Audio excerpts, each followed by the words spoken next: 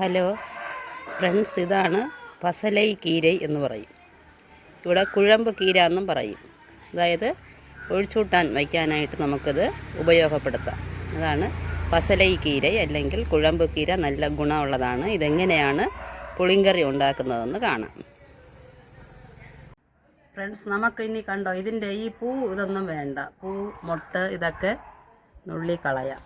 ഇതിനെയൊക്കെ ഒന്ന് കളഞ്ഞിട്ട് നന്നായിട്ടൊന്ന് കഴുകി തോർത്തി നല്ല ചെറുതായിട്ട് നൈസ് അരിഞ്ഞെടുക്കുക. എടുത്തിട്ട് വേണം കൂട്ടാൻ വയ്ക്കാൻ. അപ്പം നമുക്കിത് അരിഞ്ഞെടുക്കാം.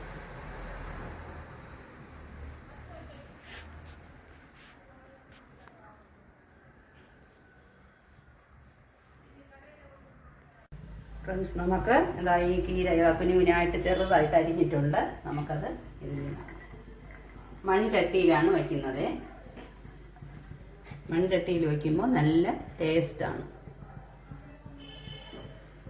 ആദ്യം എണ്ണയൊന്നും ഒഴിച്ചിട്ടില്ല, വെറും ചട്ടിയിലാണ് ഇട്ടിട്ടുള്ളത്. ചെറുതായിട്ട് കരലുപ്പിടാം. കുറച്ച് ഒരു 1/4 സ്പൂണും തികച്ചില്ല. ചെറുതായിട്ട് ഇട്ട് 1-2 ആദ്യം ഒന്ന് വഴട്ടണം. ഇത് ചെറിയ ഒരു ഈ കീരയുടെ ഒരു സ്വഭാവം, ഇതിനൊരു വഴുവഴുപ്പായിട്ടൊരു ചെറിയ ഒരു ഇതുള്ളതാണ് ഇത് ഈ കീരയ്ക്ക്. അത് ആ ഒരു ചെറുതായിട്ട് ആ ഒരു വഴുവഴുപ്പായിട്ടുള്ള ആ ഒരു ഇത് മാറാനാണ് 1-2 ആദ്യം ഒന്ന് വഴട്ടുക. വഴട്ടിയിട്ട് നമുക്ക് വെള്ളം ഒഴിക്കാം.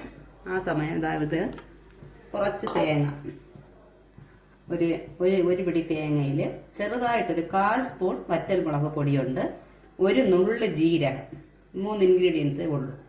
തേങ്ങ, വറ്റൽ മുളക് പൊടി, ജീരകം. ഇത്രയും നല്ലതായിട്ട് തീയലിന് അരയ്ക്കും പോലെ അരയ്ക്കണം, അരച്ചെടുക്കണം. ഇത് അരയ്ക്കുമ്പോൾ ഇതാണ്ട് ഇത് ഒരു ചുള വാളം പുളിയാണ്. ചെറുതായിട്ട് പുളി മതി. പുളി കൂടിയാൽ ഇത് കഴിക്കാൻ കൊള്ളില്ല. ചെറുതായിട്ട് ഒരു ചെറിയ നെല്ലിക്കോളം പോലും വരില്ല. 2 ചുള പുളി ഇട്ടിട്ടുണ്ട്. ഇതിനെ ഇത് ഒരു വെള്ളത്തിലൊഴിച്ച് കുതിർക്കായിട്ടിട്ടുണ്ട്. ഇതിനെ പിഴിഞ്ഞ് ഇതിലൊഴിച്ച് വേണം അരയ്ക്കാൻ. അരച്ചെടുക്കാം. ഇതിലിപ്പോൾ ഇതിങ്ങനെ ഒരു അല്പം ഇങ്ങനെ ഈ ഈർപ്പം മാറുമ്പോൾ വെള്ളം വെച്ചിട്ടുണ്ട്, പച്ചവെള്ളം. 1 കപ്പ് വെള്ളം ഇതിൽ ഒഴിച്ച് വേവിക്കണം. വേവിക്കുമ്പോൾ ഒന്ന് ശ്രദ്ധിക്കുക, അടച്ചു വെക്കണ്ട. അടച്ചു വെച്ച് വേവിച്ചാൽ കീരയുടെ പച്ച കളർ മാറിപ്പോവും. അടയ്ക്കാതെ തന്നെ നമ്മൾ വേവിച്ചെടുക്കുക. ഇല്ല, അടയ്ക്കണം നിർബന്ധം ഉണ്ടെങ്കിൽ ദോരമുള്ള പാത്രം കൊണ്ട് അടച്ചു വെക്കുക. ഇത് വെള്ളം ഒഴിച്ച് വേവിക്കുക. ഇത് അരച്ചെടുക്കാം ആദ്യം. ഇത് 5 മിനിറ്റ് കഴിഞ്ഞപ്പോൾ കീര വെന്തിട്ടുണ്ട്.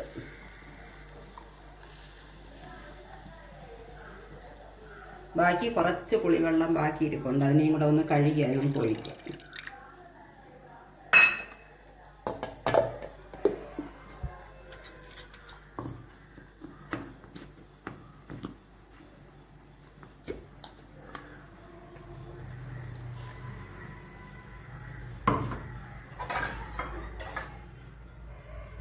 നമുക്ക് ആ വെള്ളം നോക്കിക്കൊള്ളണം കറക്റ്റ് ആണോ എന്നുള്ളത്. നമ്മളുടെ കൺസിസ്റ്റൻസി അനുസരിച്ച് നമുക്ക് വെള്ളം ചേർത്തോളാം. ഒരുപാട് വെള്ളം ചേർത്താൽ കൊള്ളില്ല. കുറച്ച് തിക്കായിട്ടിരുന്നാലേ നന്നായിരിക്കത്തുള്ളൂ.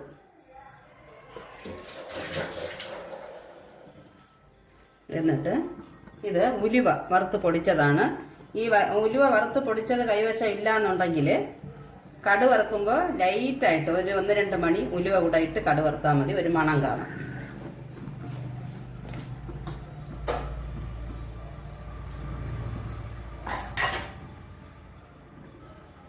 ഇതൊന്ന് പതഞ്ഞ് വരണം.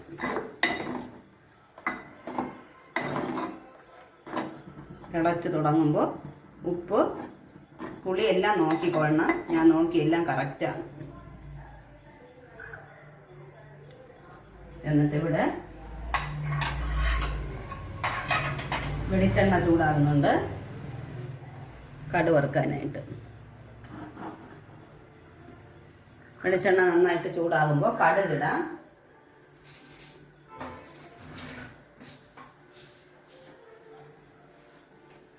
കടുക് കുറച്ച് മതി, കുറച്ച് കീരയല്ലേ ഉള്ളൂ.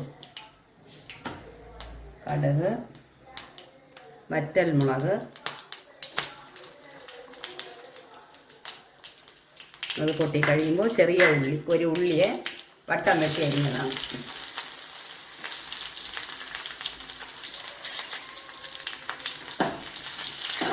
നന്നായിട്ട് മൂപ്പിച്ചെടുക്കുക.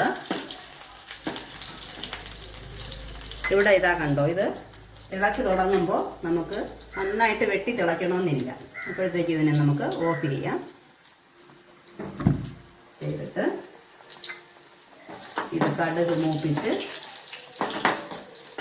നന്നായിട്ട് ഇങ്ങനെ ചുവന്ന് വരുമ്പോൾ നമുക്കിതിൽ ചേർക്കാം.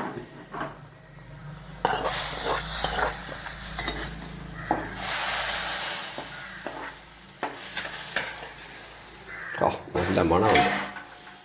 നല്ല മണമുണ്ട്. ഭയങ്കര അടിപൊളി ടേസ്റ്റാണ് ഫ്രണ്ട്സ്. എല്ലാവരും ട്രൈ ചെയ്ത് നോക്കാം. Okay, please share and subscribe. ഇനി ഒരു വീഡിയോ ആയിട്ട് കാണാം. ബൈ.